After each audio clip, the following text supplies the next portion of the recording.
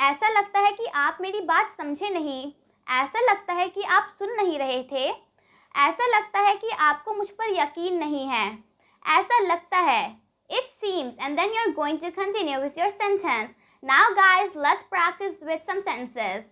ऐसा लगता है कि आप मेरी बात समझे नहीं। It seems that you didn't get my point. It seems that you didn't get my point. ऐसा लगता है कि आप सुन नहीं रहे थे। It seems that you weren't listening. It seems that you weren't listening. ऐसा लगता है कि आपको मुझ पर यकीन नहीं है। It seems that you don't believe me. It seems that you don't believe me. ऐसा लगता है कि आपने ध्यान नहीं दिया। It seems that you didn't pay attention. It seems that you didn't pay attention. ऐसा लगता है कि आप इसे हल्के में ले रहे हैं। It seems that you're taking it lightly.